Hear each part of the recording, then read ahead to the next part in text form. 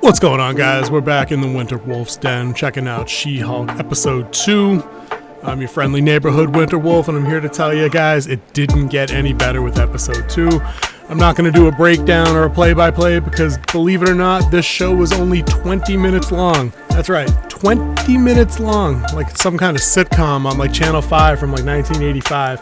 The list time for this piece of shit is 30 minutes, but when you subtract out the 2-minute intro that recaps Episode 1, as if I needed to relive that fucking mess, and then you add on the credit time at the end of the episode, which is about 7 minutes, you're left with about 20 minutes and change, which is probably for the better, because honestly, there's nothing to latch on to here at all.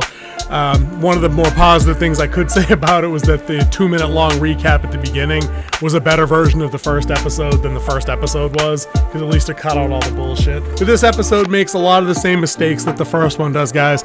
I've heard Tatiana Maslany is a good actress. A lot of people liked her in Orphan Black. I think the way she's written as Jen Walters here is absolutely insufferable. She has no redeeming qualities that attract me to her as a character at all. There's nothing likable about her. If she's not complaining, she's tearing down somebody else to make herself feel better. What they're trying to pass off as lighthearted comedy here, I'm waiting for the punchlines. None are coming. I will admit that a couple of times the show got like a little out of me, but it was slapstick both times. There was a scene where she converts from the She-Hulk back down to Jen, and she'd been drinking, so the metabolism caught up with her, and she does like a little slouch and falls off her bar stool thing. It was kind of funny, but again, because it's just slapstick. And then there was another occasion when she was, first day on the job. She's kind of walking up to the building, and she kind of walks into the glass door that she thought would open. And again, cheap laughs. There's not that's not a funny thing to write. There was no setup and payoff with any of the jokes. Completely unsophisticated in the comedy regard. All of the fourth wall breaking stuff here feels like it was written by third graders. None of it worked. None of it was effective for me. It just wasn't entertaining at all. I'm going to go down the list of gripes that I have with this piece of shit, because there are many on this one. And again, it's a laundry list of the same kind of mistakes that we've seen the other Marvel shows and a lot of the newer Marvel movies make.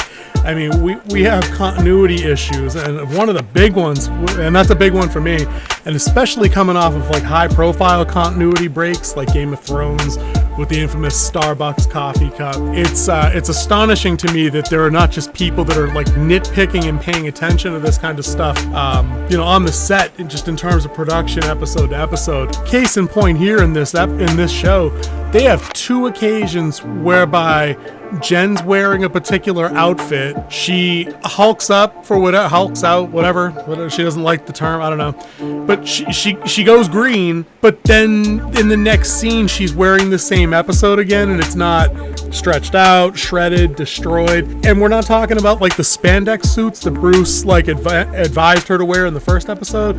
This is like the business professional stuff she wears to work, so like blouses and like suit jackets, pants, heels. We're just toggling between these with like no recollection that Tatiana Maslany's probably 5'2" and 115 pounds, give or take. I don't know. But like She-Hulk's like 7 feet tall and like built, and we're just switching back and forth between these two, and that's like a massive continuity nitpick with me, because I just don't see how that they can forget that. Like, if anything, that should be the basis for some of the comedy, because it used to work that way in the Hulk movies and the old show, where Bruce Banner would get himself in a situation where he'd have to Hulk up for whatever reason, but then like he'd be in busted clothes and need to like get himself out of like a sticky situation, being like undressed in public in broad daylight or something. And they told me this was going to be a comedy. Where's the fucking comedy? Like, there's nothing funny about this thus far. And all the mechanisms that they could have used to deliver comedy, whether it was kind of, sitcom style comedy, family comedy, because I'm going to get into that in a minute, the slapstick stuff I mentioned with the falling off the chair, like, there's just not enough. And I get the runtime is running slim, but again, I'm going to refer back to a couple of older videos where I think a lot of this Marvel stuff that's coming through on Disney Plus are repurposed spec scripts, and what we see now is glaringly, we saw this in Book of Boba Fett, that they're so shit out of ideas to put on screen that they're taking like the one small idea they got and they are absolutely nickel and diming that down into like the smallest possible portions to stretch some shit out. So you guys will click that subscribe button and give them another $8 or whatever Disney Plus is up to for the next month, so you can see the entire run of a show. And I think that's some bullshit. There are people talking online now that the reason this episode is so short is because when they tried to pass this off as the initial pilot, the studio heads told them no, absolutely not.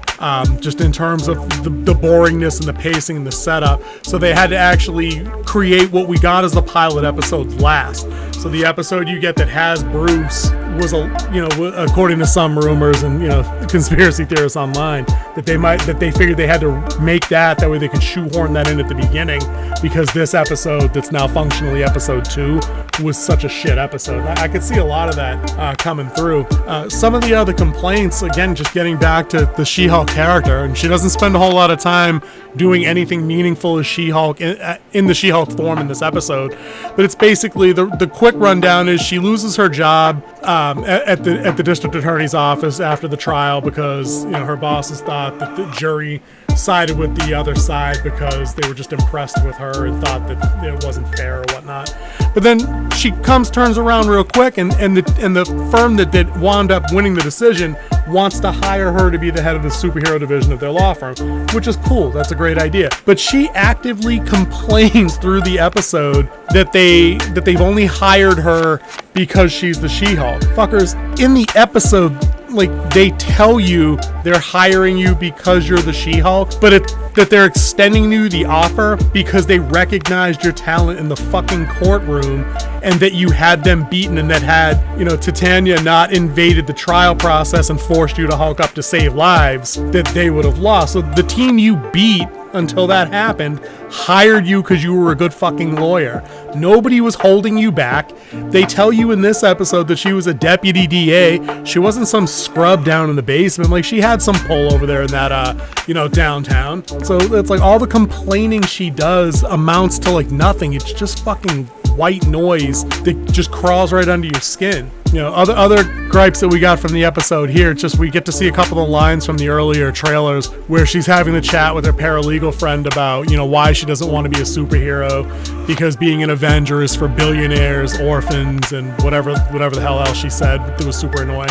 It's maybe superheroes are for people that have unique talents and that whole great power, great responsibility shit. And the sad part is some of that, what she had to say, would have played better if it came from a character that was like Spider-Man's age, 15, 16 in high school, something like that. But this chick's 35 years old, and she's complaining about the world through the lens of a high school girl, and it's trash. There's nothing redeeming about her at all, and that's too bad, because I have it on good authority from folks and friends that have read She-Hulk since she appeared in the comics as a rights retaining action that Marvel took.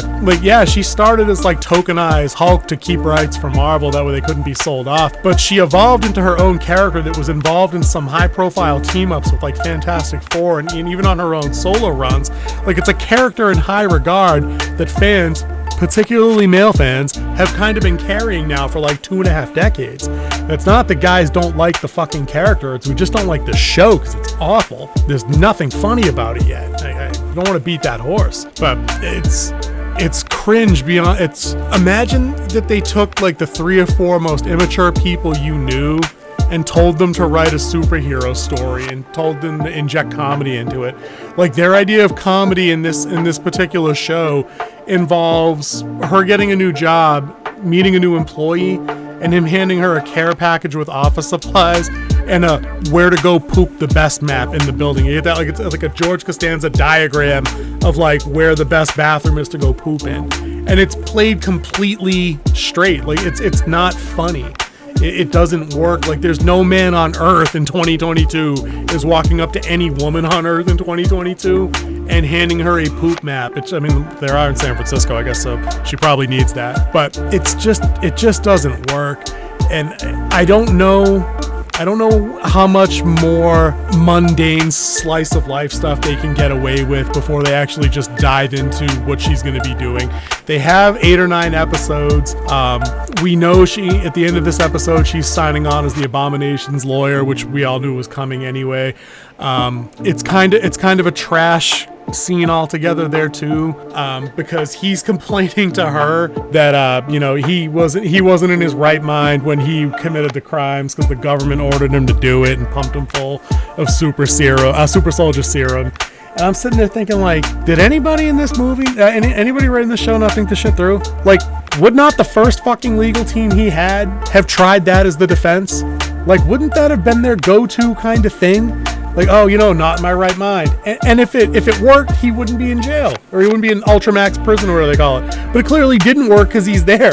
So why would he go back to that as a second attempt with a new lawyer? It's fucking dumb. Like, no, it's a group of writers that didn't have any legal experience, law experience, any experience writing like fan fiction or like superhero fiction, and they think this is how it's supposed to work, but it doesn't, because none of these characters are behaving in ways that make any kind of logical sense, like start to finish. Like, the Hulk's not the Hulk anymore. She-Hulk's not the She-Hulk. Tim Roth's performance in this was embarrassing as Blonsky, aka Abomination. Like, he's now in his jail cell writing haikus and waxing poetically about his 7 soulmates that have bought him. Like, I get what they were trying to do, but it's laid on so thick and without a fucking ounce of finesse that I just kept looking at my phone, wondering when the runtime was done. And then when it finally ended 20 minutes in and change, I was grateful, because it's like the conversations that they have here where they're trying to, I think, emulate like Joss Whedon level of like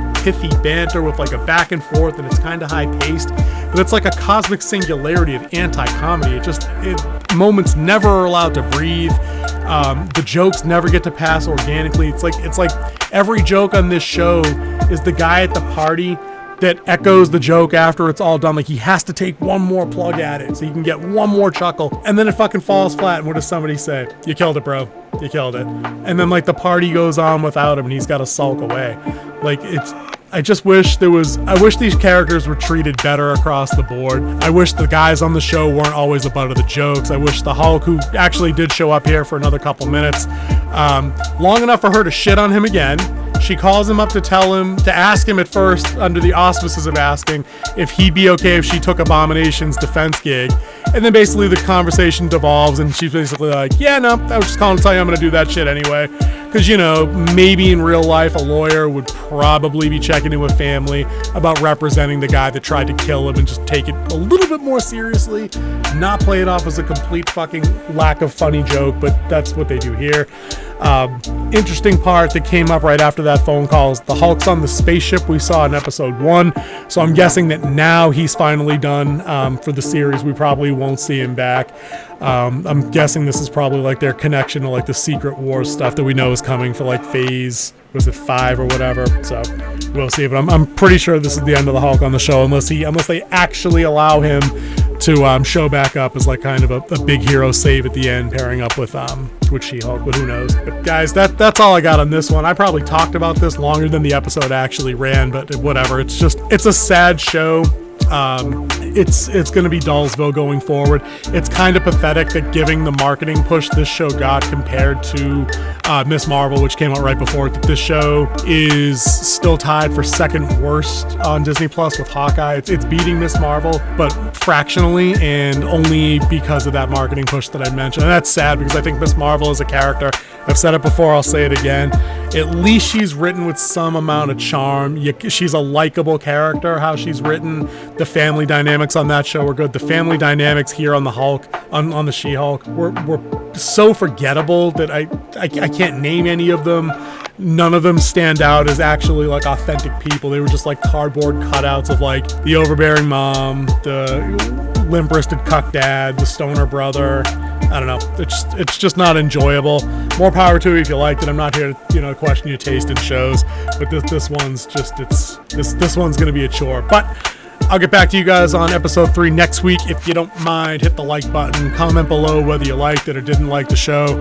If you like it, could you please point out something that's done well? I'd love to hear that part, consider subscribing to the channel as always. I appreciate it, and I will see you guys on the next hunt.